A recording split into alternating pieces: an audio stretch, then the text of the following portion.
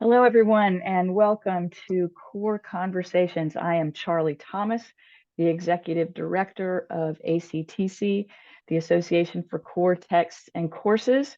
We're glad that you found us here today for our online discussion series, Core Conversations. You can find an archive of Core Conversations on YouTube. Each Core Conversation has two parts, a recorded part, that's what this is, and then a live Zoom conversation that is free and open to the public.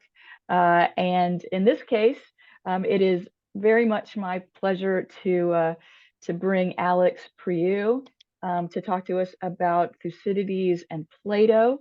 And his live core conversation, the live Zoom conversation, will be on January 27th. So today, we'll just listen to Alex's remarks. I'll get the privilege of asking one question, but if you're looking at this before January 27th, 2023, we hope you'll join us on Zoom at 10 a.m. The link is available on the ACTC website, which you probably have found if you're watching this recording, but if not, it's coretexts.org, and there's a drop-down menu for Core Conversations with the Zoom link in it.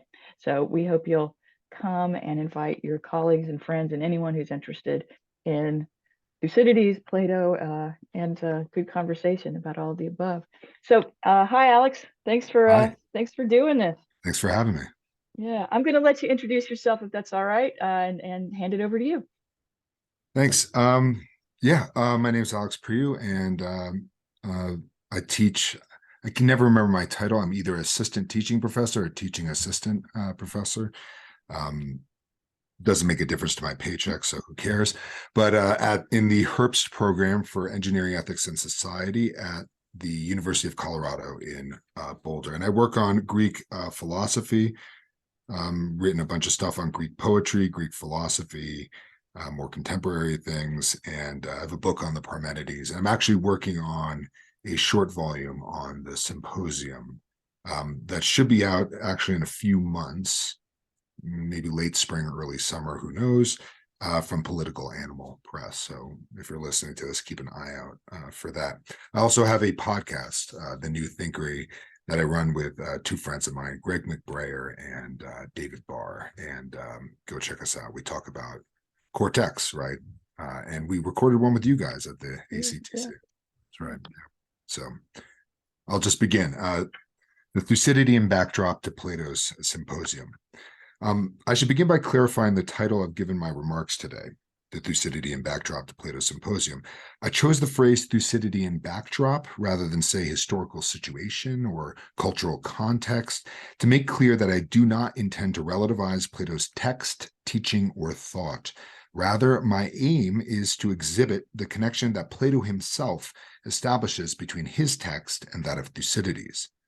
Plato is not compelled to use Thucydides' text, but rather voluntarily chooses it as a backdrop, much as any playwright might select that scenery or historical event best suited to the purposes of communicating his thought in a dramatic and therefore particularized form.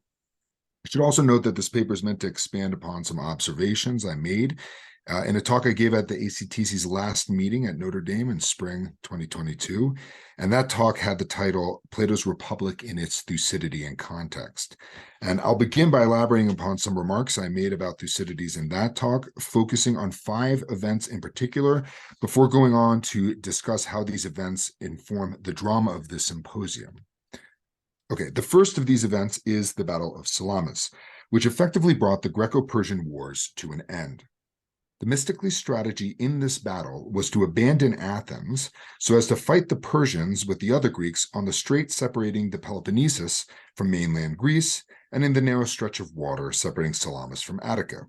The strategy required, however, that the Athenians leave behind hearth and home so as to save themselves from the Persian horde. Despite the evident impiety of abandoning their ancestral and patron goddess, Athena, the Athenians were successful.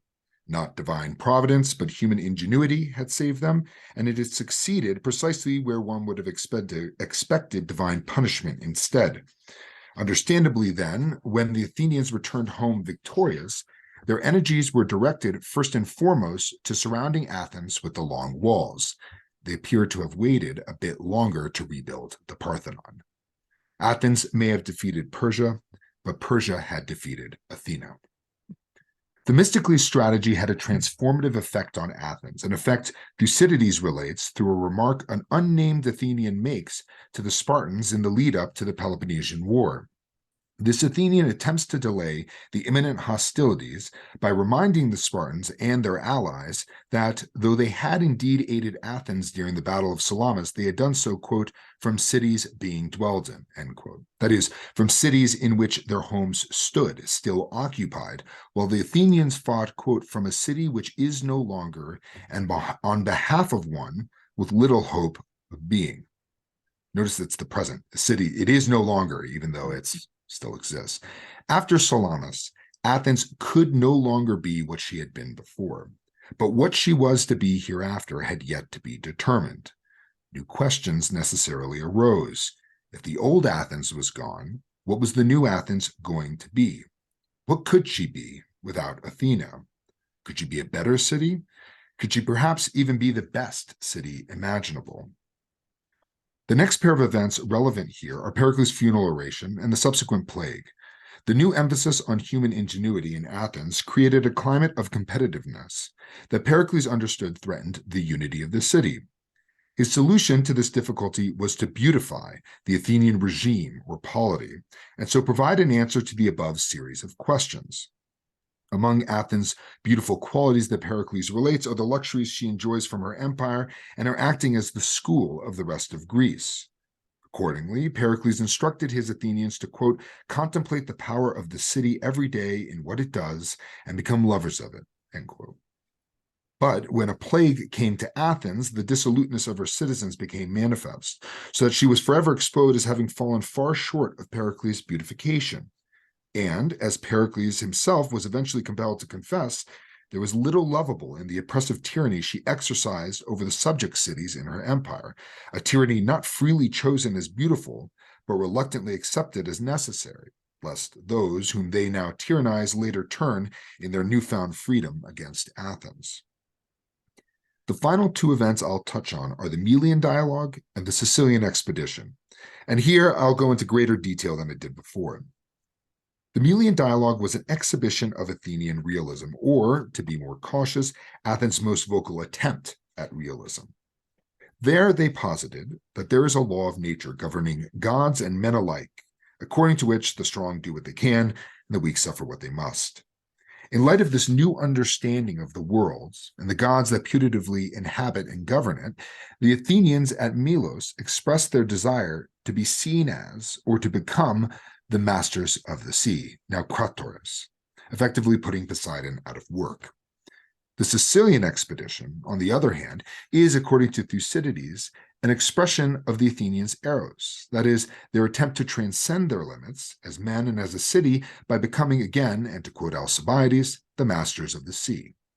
To be clear, Themistocles' tactic at the Battle of Salamis, resulting as it did in the dethroning of Athena, and formalized as it was by Pericles' sacrifice of the fields and ancestral homes for the glory of the empire, all of this called for a new non-theological basis to Athenian politics.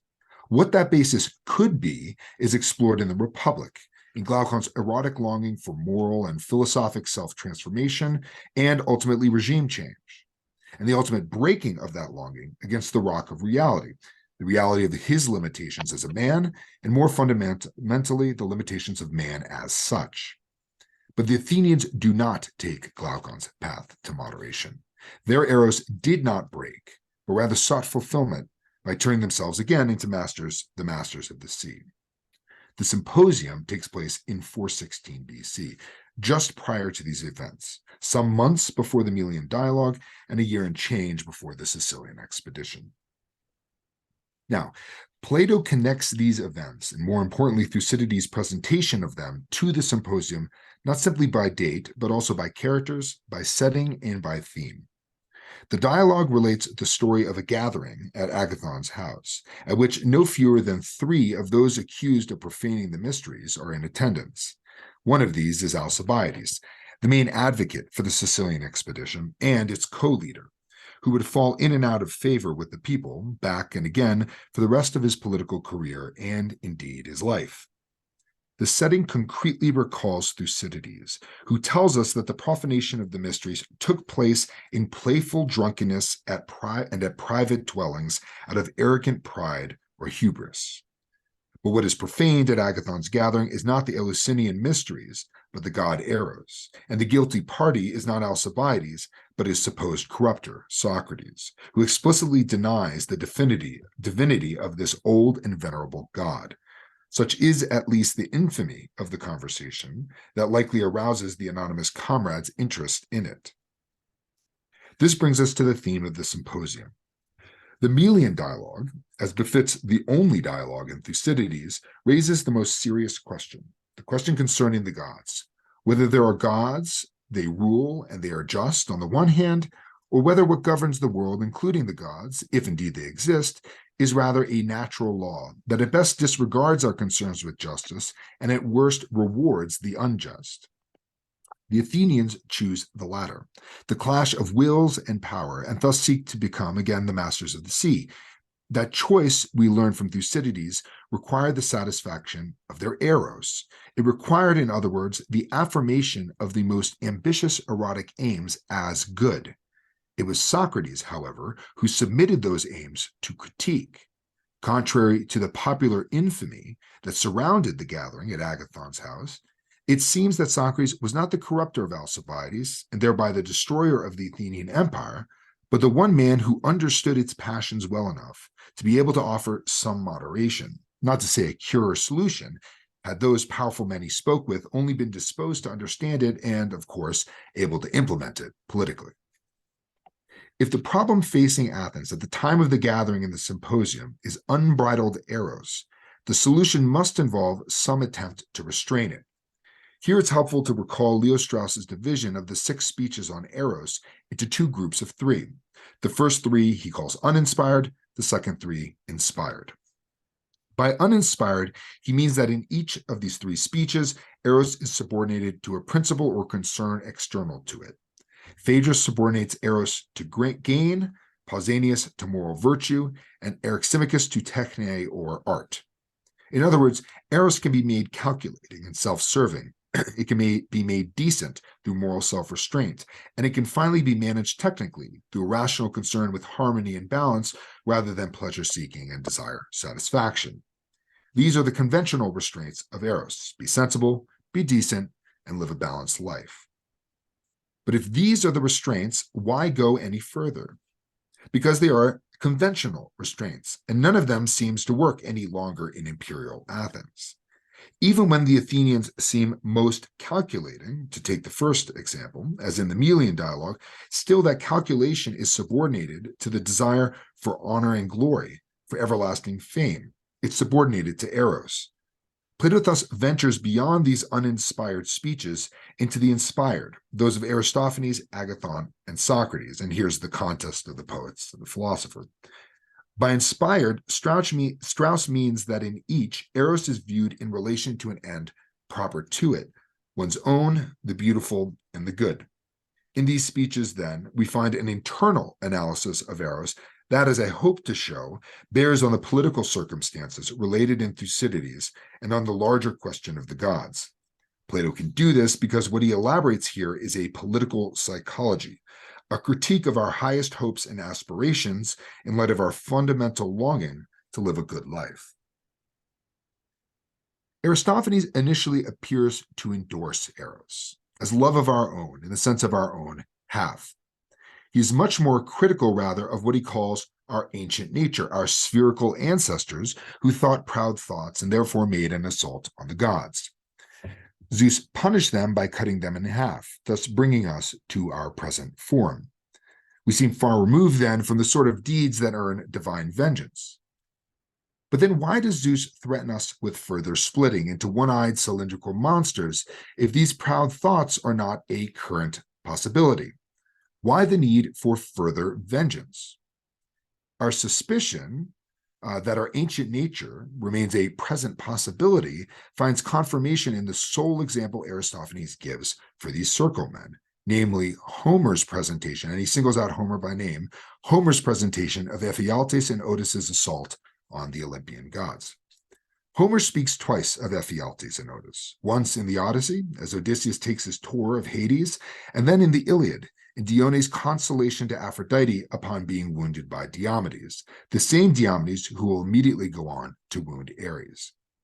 Aristophanes has done something curious here. He has directed us to Homer for a glimpse of our ancient nature, only for us to find that our arrogant ancestors took our present form, that the circle men are not a long-lost kind of man, a monstrous kind of man, but an image for a present possibility still available to man today. And what is the love of glory, the desire to replace the gods, but the most extreme form of Eros, the same form that finds expression in Athens with the formula, the masters of the sea? Aristophanes' praise of Eros thus hides a subtle narrowing of Eros from its vertical or hierarchical form to its horizontal or egalitarian form. By this rhetorical strategy, he hopes to achieve his vision of a religious transformation in his home city, as those present spread the gospel to the rest of the Athenians, who will then build new temples and altars and make great sacrifices to this old but woefully underappreciated god. And Eros' providence is not elusive in the least like that of Zeus. They have already received his blessings and will continue to receive them with every embrace of their other half up to satiety. Imagine what might have happened had Aristophanes succeeded in converting the gathering at Agathon's house in these precious few months before the Sicilian expedition. Imagine the sight of Alcibiades by the ships alone, hoping to depart for Sicily, as his troops lay at home in the blissful repose of post-coital slumber. What a feat of salvation, and in the 11th hour of Athens' ill-fated expedition. Of course, he fails, but he's fully aware of this, though I think that's better saved for our later conversation, maybe something people want to talk about.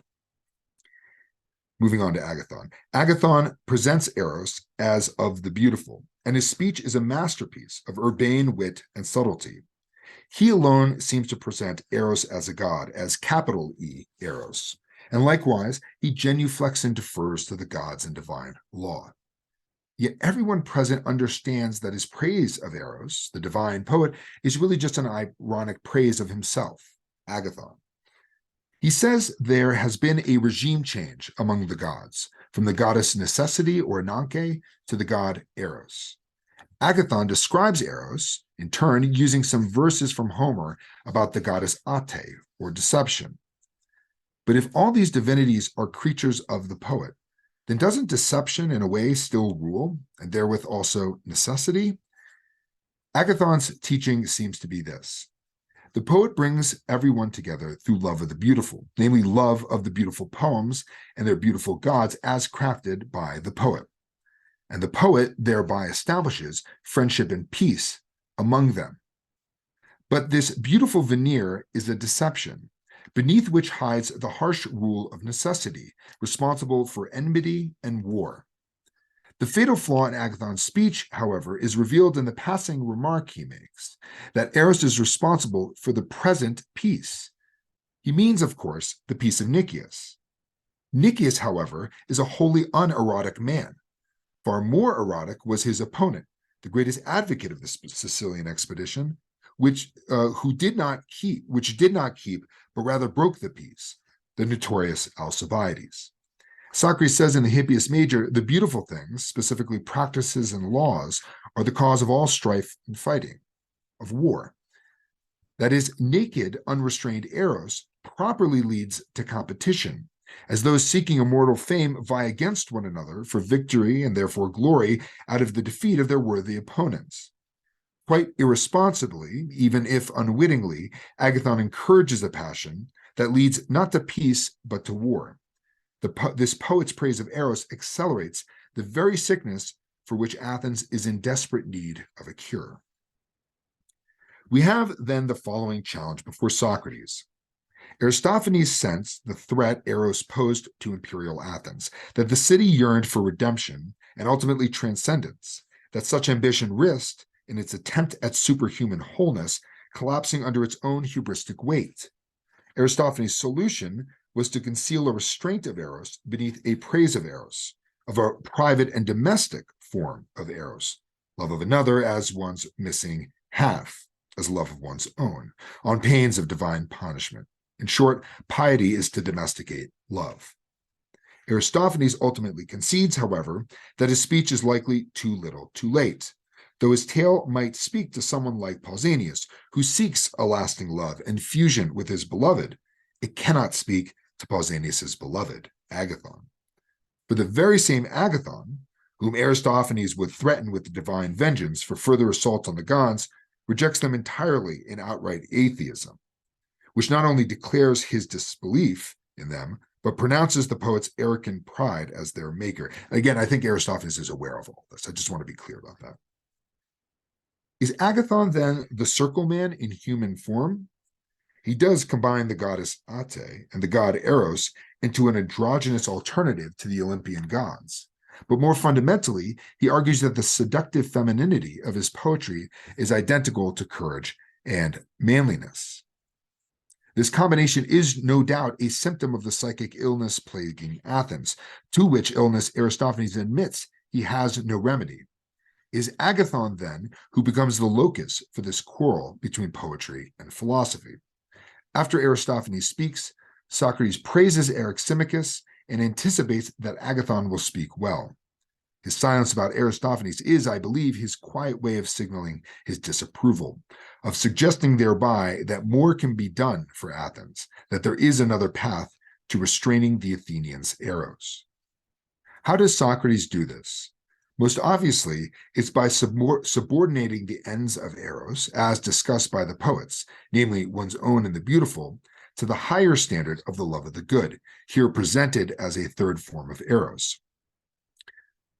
Small disclaimer, whether and to what extent the love of the good should be understood as a form of erotic longing is a difficult question, perhaps something we can discuss, though I would suggest that the good is a bit too modest and humble, too unsexy in its limits to be properly erotic. That aside, Socrates' speech finds questionable that the beautiful will make one happy, and highly doubtful, even demonstrably in opposition, one's own and happiness, whereas the good most directly, at least, promises happiness. He thus establishes the good as the court before which the beautiful and one's own must defend themselves. Now, on what grounds can the beautiful defend itself as good? We want, he argues, or Diotima argues, but he's in full agreement here, we want the good to be ours and to be ours always. Always, however, has two possible meanings in Greek: for our whole lives, like for the whole time, or for all time. If we understand always as for all time, then the erotic transcendence of our mortal limits might be able to defend itself as good. But if we understand always more modestly as for our whole lives, then the beautiful is on shakier grounds. It's not clear, in other words, that lasting or enduring fame, to say nothing of immortality through fame, would appeal to someone who understands the good in this limited way. For his vision extends only until the necessity of death and goes no further beyond it. But as regards the good being ours for all time, the only path we have is reproduction, either sexual or metaphorical, through the making of beautiful beings, whether children, laws, poems, or what have you. For someone like Agathon, winning first prize for his tragedies would seem to suffice as a means to lasting fame. But held to the standard of the good being one's own always, in the sense of for all time, such an achievement is clearly inadequate, just a lower rung on the ladder of beauties that crowns Diotima's speech. Agathon is told, in other words, that the only way to get what he really wants is to push his ambition as far as possible, so that he might become universally loved, which can be achieved, she argues, only through the universality of knowledge, only through the activity of philosophy. But what does philosophic reflection culminate in here? Here I'll just state the problem, and again, this is something we can go over in the discussion, the arguments, if people like. Immortality requires, on the one hand, transcending the particular beautiful things, which are of limited beauty, and grasping universal beauty, which is in every place, at every time, and for every person beautiful. Yet immortality also requires, on the other hand, communication of universal beauty through virtuous deeds, which, in being particularized, necessarily lose their universality. Right, let me state that one more time. Immortality requires, on the one hand, transcending the particular beautiful things, which are of limited beauty, and grasping universal beauty, which is in every place, at every time, and for every person beautiful. Yet immortality also requires, on the other hand, communication of universal beauty through virtuous deeds, which, in being particularized, necessarily lose their universality. Now, the effect of this problem is to show that love of the goods, being one's own always, in the sense of for all time, is strictly speaking irrational, and thus to show that it must be more modest, namely that it must be love of the goods, being one's own always, in the sense of for one's whole life. More modest, but still quite ambitious, we should be clear, right? What then is Socrates doing? He accepts and even grounds Agathon's denial of the divinity of Eros. Agathon's implicit denial he makes explicit, much to the shock of the Athenians. From an external perspective, this looks like hubris. It seemed to confirm that Socrates was indeed guilty of corrupting the youth. But we now know that Agathon and all those present who praised his speech were already corrupted, that this corruption is rather a feature of Athens herself, and that it has been so for quite some time, going back all the way to the Battle of Salamis. Aristophanes' solution was too reactionary. He sought a restoration of punitive gods who enforce restraints on our erotic ambitions, and thus it was no solution at all. Socrates' solution is rather to accept the disease and, in a way, hopefully cure it through inoculation. He exposes his audience to its most extreme form, but only in speech, thereby achieving a measure of immunity. Socrates attempted this many years before with Alcibiades, a political man, and he attempts it here again in mediated form with Agathon, a poet.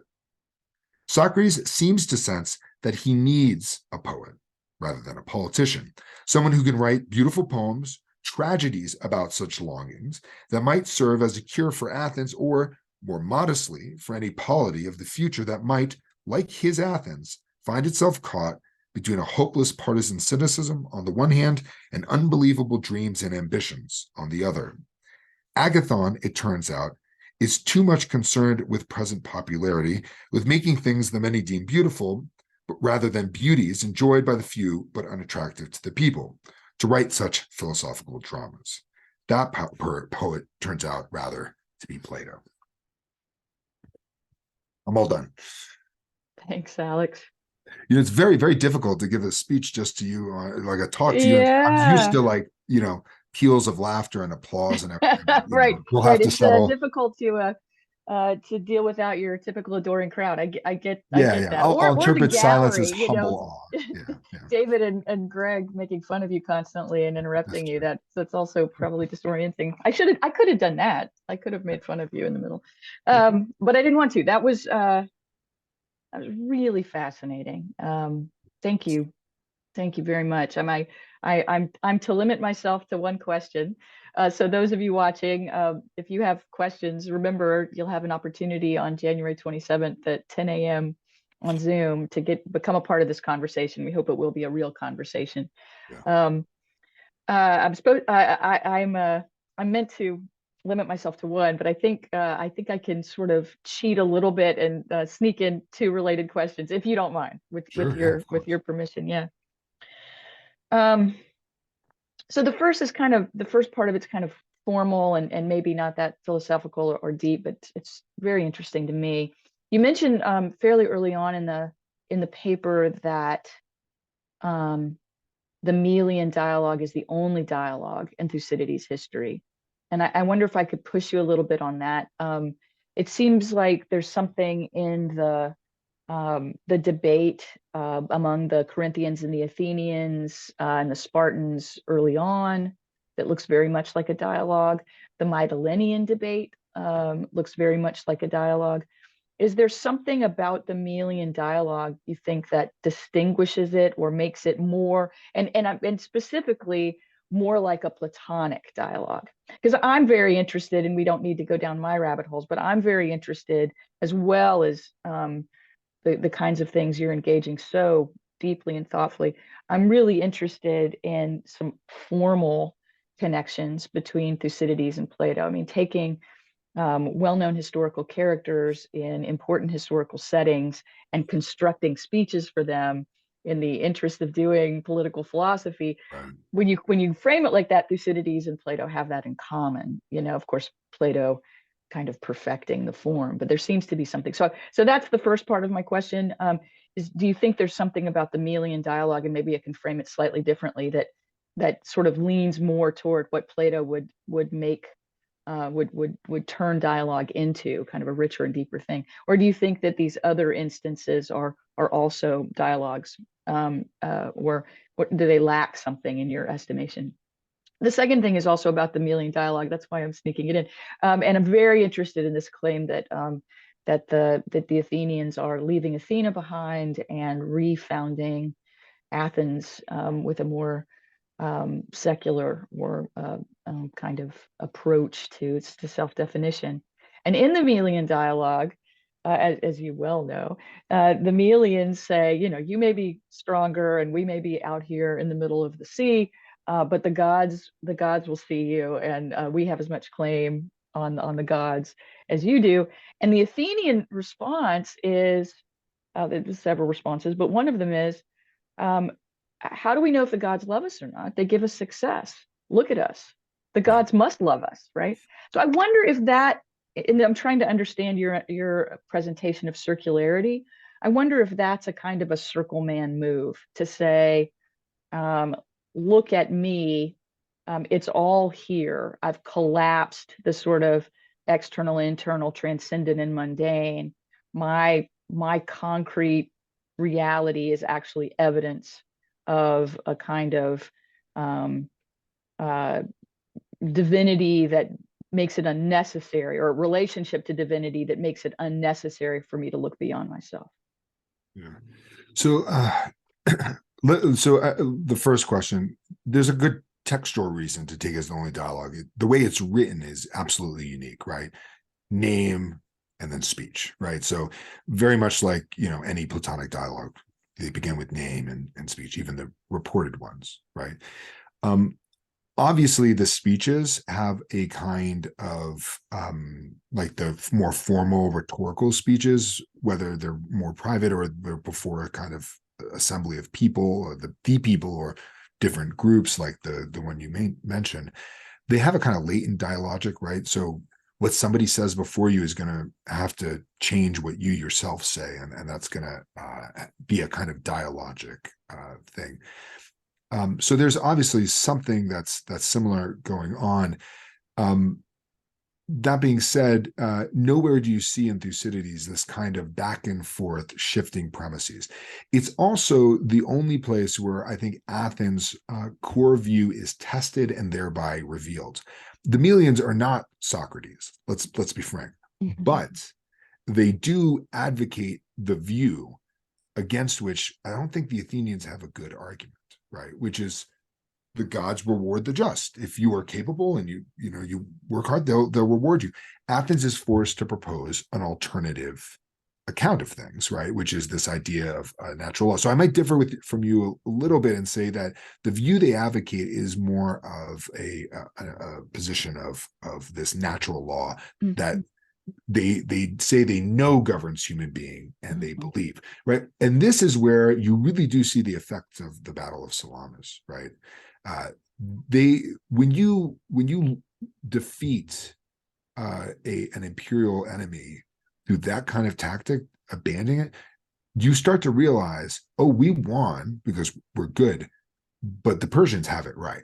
Right. So they defeated Athena, and therefore the Athenians start to become Persian, right? They start focusing on empire. They focus on walls, right?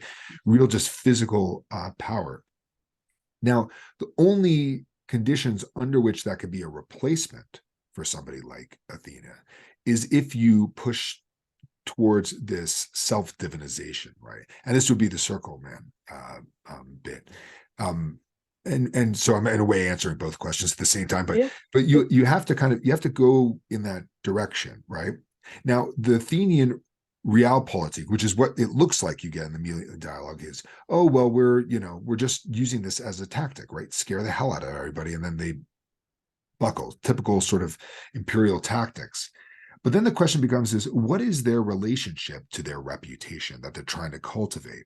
Is it merely that of like an implement, something they use, or is it actually something that matters to them? And I think because it's a city, especially, no, this matters deeply to them. And that's why I focus on this formula, Masters of the Sea, which only occurs a few times in extant Greek literature, three times in Thucydides, twice in the Melian dialogue, and then just a few pages later, once in Alcibiades' mouth in his speech. And there it's clear that this formula is a matter of pride. And I think that's already emerging. And so I do think you would want to say they are kind of circlemen. The only resistance I have to that is that the spherical people specifically is connected to androgyny in the Symposium. Male and female in the Symposium is a huge question, but I think Aristophanes brings that in, and I think he's using it as a symbol for Agathon, an image for Agathon who's having all these celebrations, right? Whom he mocks for being androgynous in the Thesmophoria Zeusthai, right? So it's it's an image for heterosexual love in the domestic form. In the psychic form, it's an image for Agathon, who embodies both principles. Agathon, I think, picks up on it in a way, and he thematizes it in Eros on the one hand and Ate and Ananke, right? A god who beneath is a kind of goddess, and his claim that Eros can defeat Ares through a kind of feminine seduction, the way that Aphrodite does. Again, a goddess comes in, right? Combining them, and then it ultimately finds final expression, I think, in Socrates, who I like to say dresses up in drag as Diotima, right? I don't think she's actually a person. So, and that's meant, I think, to appeal to Agathon, right? Oh, you want to be like me? You're interested in my wisdom? Guess what? I learned it from a woman like you. I embody both principles, right? So it's a kind of rhetorical tactic in this, but a serious one. And so the only resistance I would have to applying that to Thucydides is that I don't see much. I mean, I need to go back and look at the text because I'm interested. That would be interesting if there is some. I don't see anything female or feminine in that dialogue per se. Right? So, but that's a question for another time. Yeah. Yeah, so many questions. I'm going to resist following up because I really do Let's have do one more. Let's do one I more. one more. Okay, One more. well, Let's do it. one more. I love that I love that you're pulling me off of my discipline here. It doesn't take much when it comes to Thucydides and Plato. Um, well, okay, a couple of just little things maybe that won't be too much. I mean, uh, it's really striking at 584, right before the Melian dialogue in Thucydides, um, that we're told that Alcibiades is out cruising, and then in the next sentence, we're told that the Athenians went to Melos, and within the same paragraph. Of course, I have to look back at the Greek to see whether that's right, but I think that's right. I think I've looked that up before.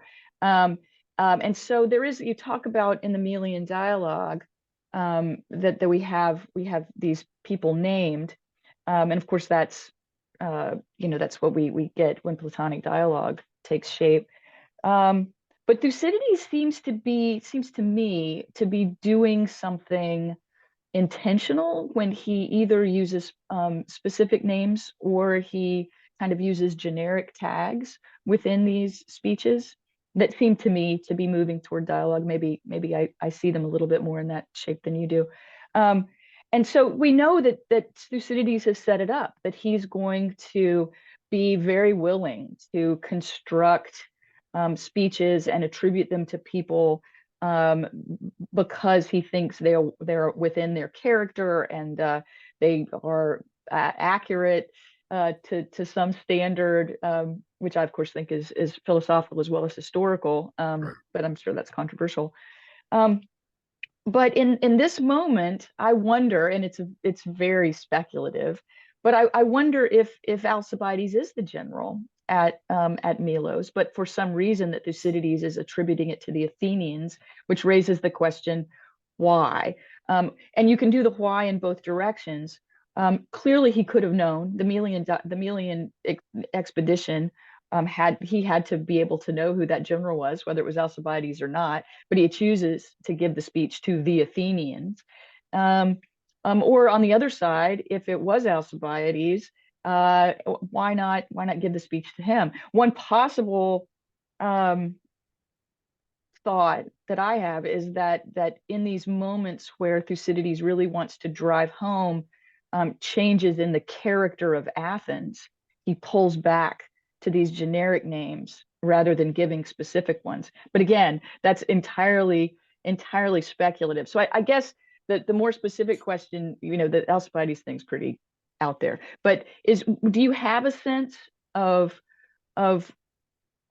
patterns for Thucydides giving speeches and giving proper names to the speakers versus these moments where he gives the speech to the Corinthians? Or for example, in that first thing that I think looks like a dialogue, you have speeches from the Athenians, speeches from the Corinthians, and then you get the name Spartan ephors to give their so you get both. He switches back and forth. I don't, maybe I'm pushing too hard, but I wonder if there are patterns for when Thucydides attributes speeches to named speakers versus to these generic speakers. I mean, so I should be clear. I'm not a Thucydides scholar. I'm somebody who loves Plato, and I'm starting to get my sea legs with Thucydides. So I don't know. I haven't worked through that. My suspicion is that what you say is exactly right. Right. Certainly, just to take some examples, that I do know that Corinthian Athenian debate, that first set of speeches which feature Athenians, certainly that's the generic Athenian view. I think that comes forward. They press the Athenians. I think the Corinthians, and this is the dialogic side of it, right? The Corinthians unwittingly, I think, in questioning the Athenians' skill at Salamis, right, in defeating the Persians, forced the Athenians to reveal how significant of an event that was. And that's those lines I quoted about, their city no longer is, even though it is, right, that the old Athens is gone. I think that's a consequence. So yeah, absolutely, that is, I think, what's going on there. And that's certainly what's going on in the Melian dialogue, is that this seems to be showing. Now, I agree with you that I think it's Alcibiades. Part of the reason I lean heavily on that formula, Masters of the Sea, which, it's used once as the master of the boat. It's a singular term in, I think, Xenophon. Otherwise, it comes up one other time. But the only times it's used in that way in all of Greek literature, I think it's used like 6 times total, is in these two areas. And who's the one who's named in this? It's Alcibiades. Right. Now, if you take the Sicilian expedition debate, there it's Alcibiades versus Nicias. Right. And I think there you see that they are at odds about Athens, or what Athens is somehow, up for grabs. So where's Athens going to go? And it becomes clear there that Alcibiades is right about Athens. That Nicias tries to say, "Oh, you old folks like me, let's hold back the young." Athens, Alcibiades is like, "What are you talking about? This is what Athens has always been." And he's right. This is what it's been since Salamis. And there you realize, no, Alcibiades is far more representative of Athens, what Athens is, than Nicias is. The great sign of this is that Nicias gives, this long list of everything they're going to have to do, hoping to deter them. But that's when Thucydides mentions their Eros. It's not Alcibiades who gets their Eros goes. Nicias gets their Eros going. Way more. And why? Because he describes how amazing it's going to be. He thinks it'll be deterrent. No, it's amazing. It's fascinating. And so that would, I think, explain why Thucydides substitutes Athenians in, this generic term for Alcibiades, right?